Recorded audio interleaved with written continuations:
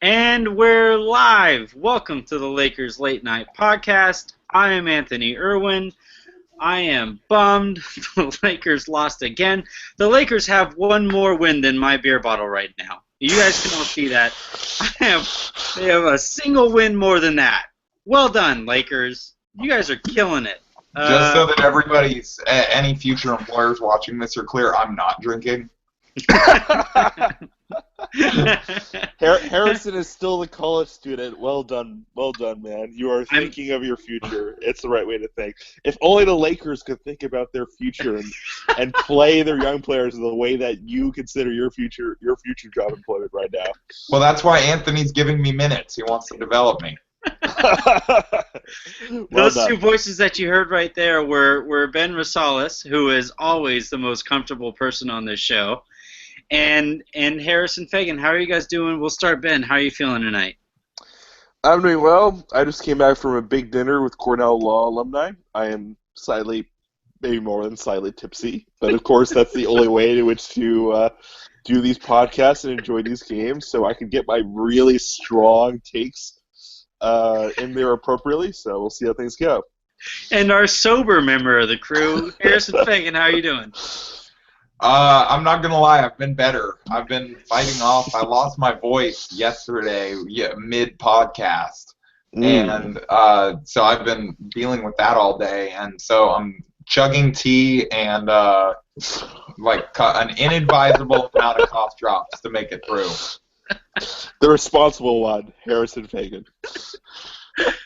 So this will go down as the flu show. We are all not of proper state or mind because of what the Lakers have done to us so far this season. The Lakers are what, 1-8 at this point? Yep. Lakers are 1-8. We are not positive the youth is developing properly. Byron continues to stand there with his arms crossed, and for some reason has stands. So we'll just kind of go. We'll just kind of go into stands in high places. I won't mention anybody in particular, but we'll just kind of start with the game. Jump right into it. Jordan Clarkson was probably the lone, I guess, highlight, bright spot of the game. He's 21 points. He looked a lot more active tonight than he has in previous nights. The criticism I've had of the Lakers to this point is that, maybe one and a half guys will play well tonight. The one guy was Jordan Clarkson. What do you think made him successful tonight, Harrison? I think you got to point to his three-point shooting. He went 3 of 5 from behind the arc. He got set up a couple times for nice spot-up opportunities, and that's the biggest thing that we talked about all offseason. He has to add that spot-up three-point shot, or the pairing of him and Russell is not going to work long-term. And it looks like, I believe, in 9 games into the season, he's already added that, and so that's good to see. Mm-hmm. It is nice to see that he's kind of stepped, or he's done the work that it takes to accept that role. It's just tough when he plays well and Russell does not, or Russell just doesn't play at all. We'll stick on Clarkson though, Ben. Defensively, what were you able to notice from Clarkson? I know on Twitter you had mentioned his length a couple times. Well, I mean, I mentioned Clarkson's length largely to draw a parallel between him and Russell. So they both have same height, about 6'5". Russell has a slightly longer wingspan. Russell has a 6'9.75", so 6'10" wingspan, which is pretty impressive for a point guard. Yeah. Clarkson has a 6'8" wingspan, so about 8'2" standing range. So pretty good for a guard. I mean, very good for a point guard, both of them. But Clarkson has the superlative athleticism, kind of lateral athleticism and up and down athleticism. So, I mean, you would think that he'd be the more effective defender of him and Russell, but Russell's, with the exception of, I mean, they're both terrible off ball, but Russell's by and far performing him on the ball, and it's so strange. Kind of, I mean, Clarkson was bad last year, but he was a rookie. He was getting a lot of minutes. He had to carry the offense, and we got a lot of chatter in the preseason about how Clarkson was going to kind of improve upon his defense and he was going to take the next step on that end, become not a stopper, at least become average on that end. And he hasn't really done that so far, and it's kind of disappointing to see that. I mean, you would think that he'd be the kind of guy who could make that step considering his physical gifts, and it hasn't really come about, so you're not really sure what's the factor there. I mean, it's hard for us in our position kind of viewing the team from afar to really see what's the issue there. So it could be he has bad defensive instincts. That's certainly a lot of his faults off the ball, but that really doesn't really explain, like, he's not that great on the ball. He gets beat a bit quite often. His contests aren't that effective, so you kind of wonder what it is there that he's necessarily lacking. I kind of wonder if it's some of the Russell Westbrook issue, that you expect a guy with those kind of tangibles athletically to Right. be so much better that his not being great is that much more noticeable. And I also wonder, from the player standpoint, if he's trying to do too much defensively. You always hear about guys doing too much offensively, whether it's trying to probe the defense a little bit too much, trying to find a little too tight of angles to throw passes into. I kind of wonder if because I've watched a couple times where Clarkson has pressed up a little bit too much on the player he's guarding, and it gets him into trouble, which would lead to some of the statistics that you're talking about defensively, people going by him more than they probably should for a guy with his intangibles. Harrison, are you watching some of that same kind of thing going on, or is it just, the Lakers just aren't very good defensively on the whole? It's kind of hard to expect anything of anybody individually. The analogy that I would make is if you have 4 leaks on a boat, if you have so many leaks on a sinking ship, it's hard to tell which one is actually bringing it down. That's a fair point. That's a fair point. The Lakers are not very good defensively, but Byron's a defensive coach, so well done, Byron. Who's about to be in the bottom 5 in defensive efficiency for the 5th consecutive year. It's funny. You're wearing, Ben, I don't know if you can show the shirt you're wearing right now, but it's the old 80s Showtime team, right? Yeah, Magic and Kareem and Snoop and that. From the way you're sitting in the fold in the shirt, it just looks like moron down there at the bottom. So, Well done. Speaking of Russell and the minutes issue that we keep on running into, man, it's another game, and you kind of wonder how long we're going to keep on having the same conversation. And it's tough because we keep on having this conversation after every single game. But, Ben, I saw you having a pretty public back and forth with Eric Pincus, who disclaimer, before we get into talking about anything in the conversation, Eric is one of, if not the best person at what he's trying to do in terms of the contractual information that he puts out there, and his willingness to have back and forth with people, and his openness to everybody around him in this industry. So in that respect, Eric is incredible. Now, I don't quite know why he's chosen Byron as the hill to die on. Ben, go ahead. I'll give you the floor.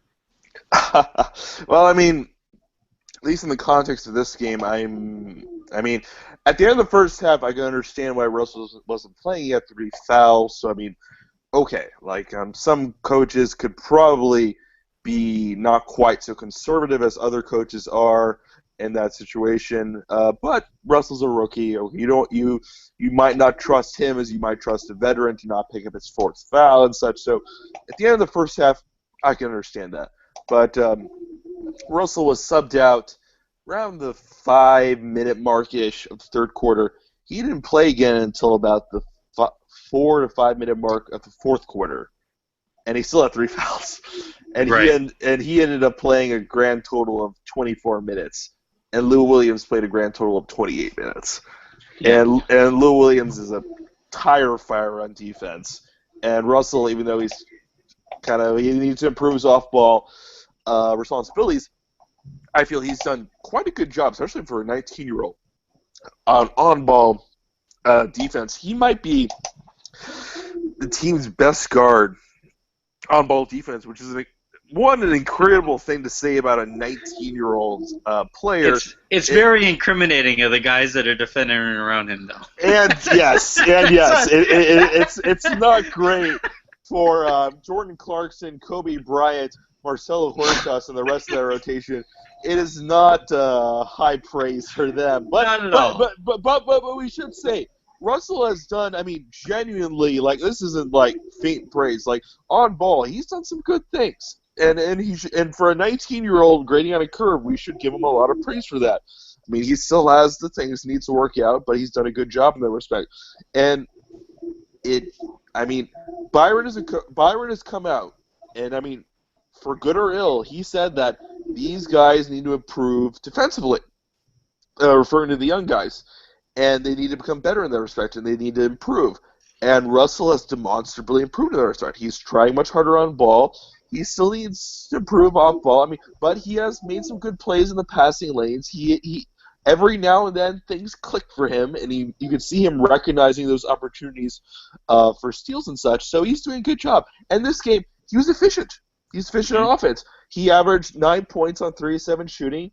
He got 6 rebounds and 5 assists. That's a good game in only 24 minutes. And Lou Williams was terrible. Awful. Harrison, go ahead and speak. Sorry to cut you off there, Ben, but the plus-minus stat is pretty damning here, right, Harrison? Yeah, so speaking of Eric Pincus, he tweeted this out after the game that caught my attention. He was going through some Lakers final plus minuses, and so it's Kobe was a +5, Clarkson was a +4, Russell was a +2, Williams was a -19. He was a -19 that played 28 minutes, 4 more than Russell, and more than any other bench player by 10 minutes. Ah, man, and it wasn't something that you just look at the box score after the game and you say, "Wow, I can't believe he was that bad." While he was on the court, he looked that bad, right? Usually with Lou Williams, it's the opposite thing. It's like, oh, I didn't think he played that well. But then you look at like how many free throw attempts he actually racked up over the course of the game, and then you reconsider your evaluation of how he did. Mm-hmm. But yeah, he was really bad tonight. He's not a good defender. The Lakers didn't sign him for that. At least I don't think so. So if he's not giving you good stuff on offense, then he shouldn't be in the game, really. And tonight his shot wasn't on. He was 3 of 11, 3 of 5 from the line, so he didn't even get to the line that much. And for him to play that many minutes, and in the fourth quarter with Russell not coming back until I think the 4-minute mark, it's just bad. I don't know what else to say at this point. It's not good. It's hard to describe it any other way. And, we talk about, you hear a lot about rookies. Jalen Rose, I think it's the best point he's ever made in his entire life. is how not as good as the 81 Kobe made against him, but go ahead. But I think it's, the point he makes is how vital it is for a rookie or a young player to come up in the right setting. And I keep on questioning, man, I know Russell is talented. I've seen him out there enough, and I've seen him enough in college to think he's a talented kid. And I can't help but wonder, is the setting he's coming up in holding him back, and how greatly it might be holding him back. And when you look at a guy like Lou Williams, and Byron's big thing is how the Lakers or anybody playing earn their playing time based on how they played in that game or whatever. He posts a -19, and you look at Russell, who put the stat line together that he did. Ben, is this turning into just a really bad situation for a kid to grow up in? I mean, it is. I mean, I think from the start of the year we weren't especially enamored by the situation that Russell came into. I mean, you knew there were going to be a lot of ball-dominant guards he would have shared the ball with. We were concerned with how he's going to establish his niche. And, I mean, Byron wasn't exactly the guy that he was going to kind of manage that relationship appropriately. I mean, look at how much leash he's given Kobe to take terrible shots. Look how much leash he gave Lou this game to take terrible shots. And, I mean, Russell's had to deal with that. And, I mean, and Russell's expressed a lot of frustration throughout this process for how it's gone. I mean, you look at the last game where he, maybe not, perhaps not the last game, but the game before that, where he was asked, well, why aren't you playing in a fourth? And it's like, what do you need to improve on? So, it's like, sorry, has Byron told you what you need to improve on? He said, no. And I mean, it's a damning statement to have of your coach that he's so uninterested in the development of your rookie that there's no line of communication between them that such that Russell feels comfortable relying on Byron in that respect. So, I mean, this is inching towards, a conclusion down the road, so we'll have to see how it turns out. So there's multiple things that we can look at. It's trading Lou Williams. Signing a player just to trade him is a perfectly viable strategy, and Lou probably has a lot more value in a different context. Byron, especially under that contract. The contract that Lou was under is very movable. It's very movable. I totally agree. Especially under the new cap, $7 million a year for a guy of his offensive production, or at least in a better situation, could be very doable. Mm-hmm. And Byron might not be here by the time we get to December 15th when free agents are eligible to be traded, because as we said earlier, the team is 1-8. The team doesn't have a winnable game for the rest of the month. Like, they're going to face Detroit on Sunday, and I shudder to think how Byron's defense will deal with the Reggie Jackson and Andre Drummond pick and roll with a spread floor and shooters all around. So that will not be pretty.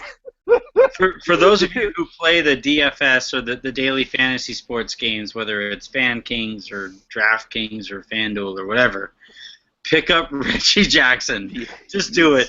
Killing it. Pick up Andre Drummond. That dude's getting 30 dunks next game. And pick up anybody who's playing against the Lakers all season. That's a really good bet to make. But you have to wonder, in that context, the Lakers could be 2-13 by the end of the month. They could, giving them that win is generous. Where's the win coming from? We're at the point where they could come into Christmas, they could have 3 wins, 4 wins. Maybe. This is not a competitive team. This is not a team that, nearly any opponent they face, you wonder, well, how are they going to win in any given night? Their next favorite, the next game which they might be favored is against Philadelphia, who has their best players, Tony Roden and others, and Robert Covington injured, and their best players, the best players are Noel because of his defense, but Jahlil Okafor is their main thrust in offense, and he's going to face Roy Hibbert. No. So that might be the next game in which the Lakers are favored, and it's only against one of the worst teams in the league.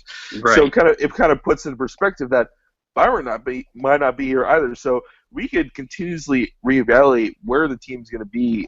Quite literally every week, because they're steadily dripping into a hole where someone has to be scapegoated.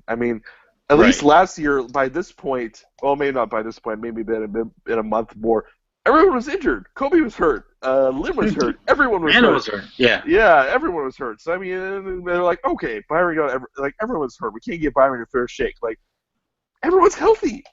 There's no one. Not playing well. And not playing well. There's no one on the injury report. It's a miraculous occurrence. Clearly, Gary Vitti interceded with the basketball gods in his last season as the Lakers trainer, and everyone's healthy, and the team is still terrible. So at that point, you have to blame the head coach. And Mitch came out and say that this team could be competitive. He said okay, if things go right, they can make the playoffs. But he said this team can be competitive, and they're clearly not competitive. That's as clear as day.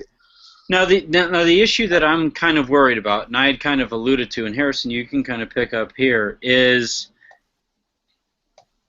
when I talk about guys growing up in different situations and stuff like that, we had seen Julius Randle come up and play really, really well to start the season. And now he's kind of regressing, and he wasn't very aggressive tonight. He was benched in the fourth quarter, and it's kind of hard you against the decision.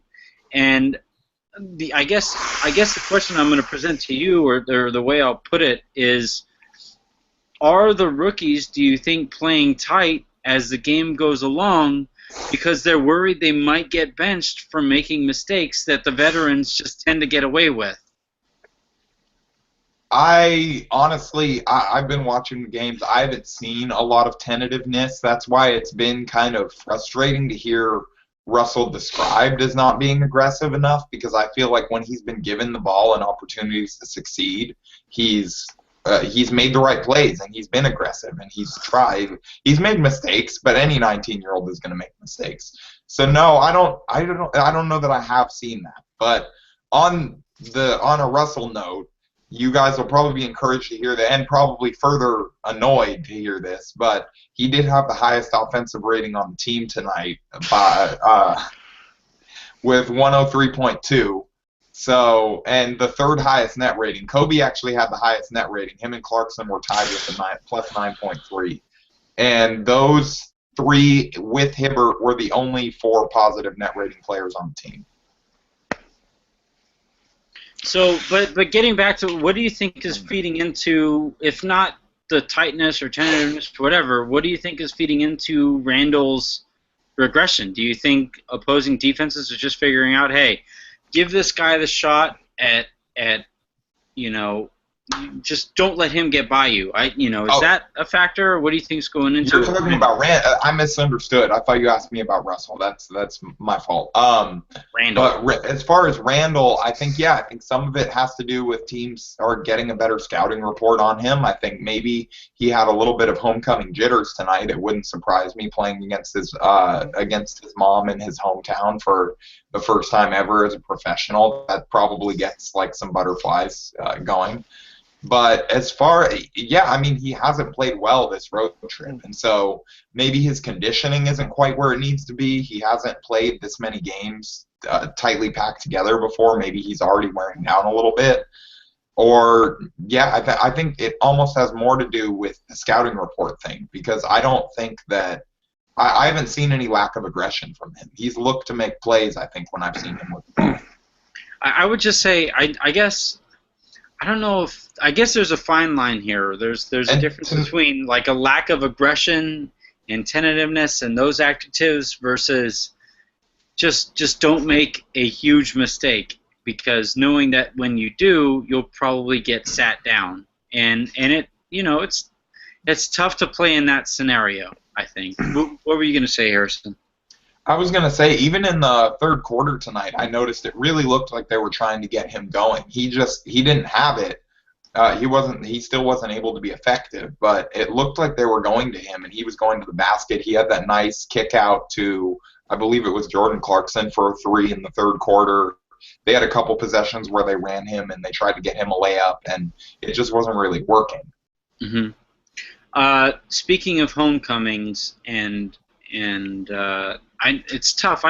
I don't want to completely just pile on Byron, but this is something that he maybe should keep in mind, at least just a little bit.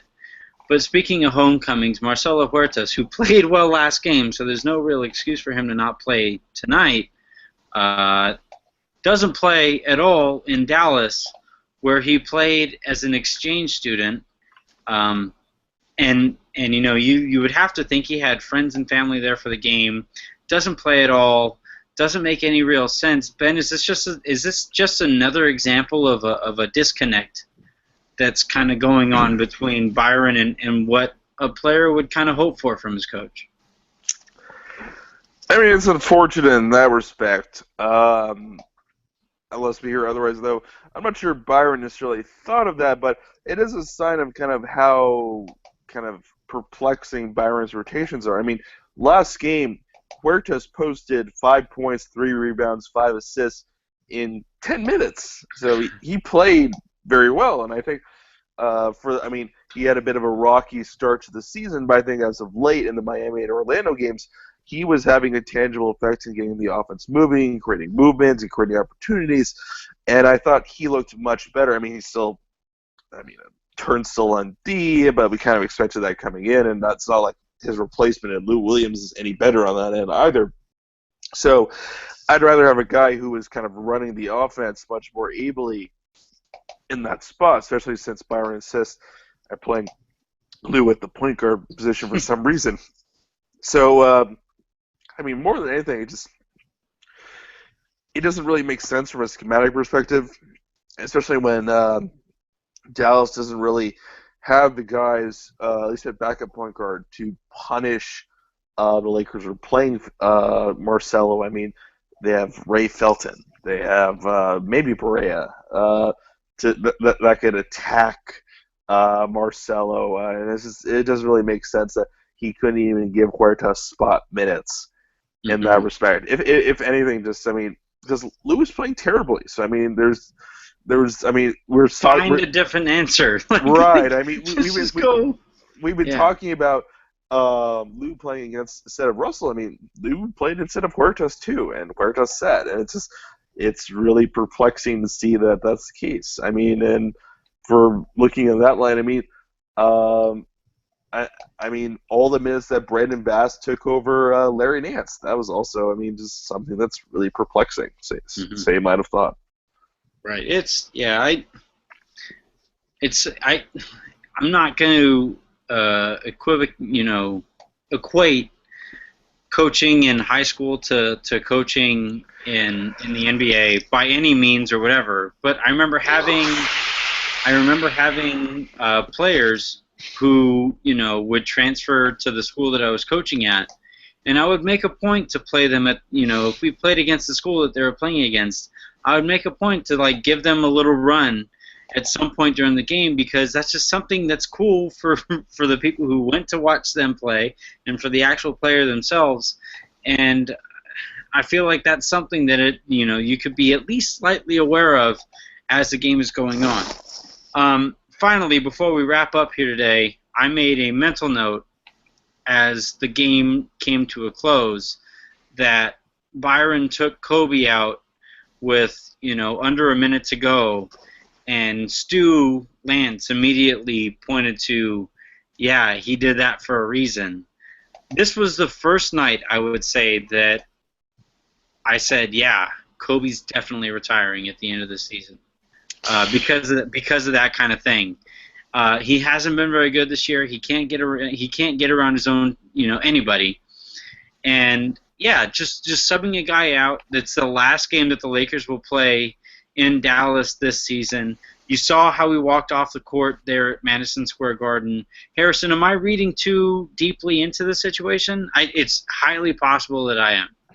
Yeah, it's possible that you are, but the one thing that I would say is that by 2015 Kobe standards, he deserved a standing ovation tonight. It's sad that we have to have an alert for this, but he had more points than shots, which has been an issue this season. So, and he actually, I mean, like I said earlier, he had the Lakers' highest net rating on the team, and so he was good tonight, and we should acknowledge that. I would agree. Ben, am I going too deeply into what I saw there late in the game, or is that a fair way to read that situation?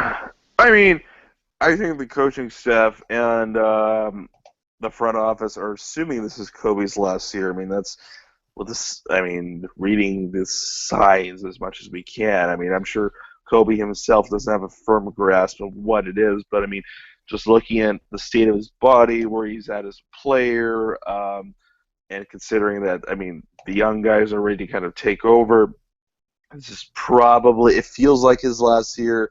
So, I mean, it's hard to attach too much significance to any one given thing, but it does fit the pattern that this is his last year. This is the way that they're going to treat things, and then we'll see how it turns out as a result. But, I mean, coming into this season, I mean, we all kind of expected this was Kobe's last year. I don't think anyone had a lot of expectations that he was going to return after this season on, say, a cheaper deal. I mean, I don't think anyone's had that conversation. I think we're all pretty universal in the belief that this is it for Kobe. Mm-hmm. I would, yeah. It was something that in the immediate moment, I think I tweeted it too. I think I tweeted, and I'm emotional, and that's what I was talking about in that tweet. And yeah, that's. It wouldn't shock me if this was that moment we kind of look back on at the end of the season and say, yeah, that kind of makes sense as the moment that we all kind of, or at least I knew. Go ahead. Really quickly. Trudell tweeted also that the entire Mavs team, including Mark Cuban, went to see Kobe at midcourt after the game had ended. So that's not something you do for a player who thinks he's still gonna be going after this year. So it definitely does feel like a final hurrah. Yeah, it sucks to think about it because he's been such a part of our basketball lives for so long. Harrison, he is your basketball life, right? Like, I don't know if you know the Lakers without Kobe. I am 24, so I have not really experienced a Lakers team before Kobe. Yeah, that sounds about right. So on that note, everybody can go off. Go ahead. Real quick before we wrap up, I did want to make note of something. I don't know if it's because the in-arena Wi-Fi is bad, but for the most part, this is the first Lakers game this season, 9 games in, that we've had all positive quotes coming out of the locker room. I think other than their win against the Nets, even then there was probably some stuff we didn't like. I'm not remembering specifically. But D'Angelo Russell was saying that he felt like they made major progress this game. Byron Scott said, despite the 1-4, I think we made some big-time progress, so I'm happy about that.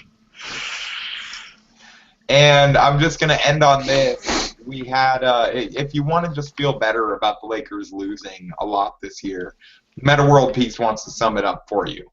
And this is from Serena Winters. Sometimes in basketball, the round thing doesn't go in the round thing, you know? Well, this is Anthony Irwin, one round thing. As anybody who's met me will tell you, I have a few chins to talk about. So this is one round thing, calling the end to calling this thing full circle. The Lakers lose tonight to the Mavericks. What was the final? 90 something to 90 or 80 something. 90 to 82. 90 to 82. The Lakers play again. Man, I should be better at this. The Lakers play again when? Do we have Sunday against the Pistons. So when Reggie Jackson will drop 50. I am very thankful for the opportunity to host the show tonight. I am very thankful for Harrison for co-hosting the show, and thank you very much, Ben, for jumping on tonight. Thank you guys for listening. We will talk to you again on Sunday. Thanks, Anthony. Sounds good.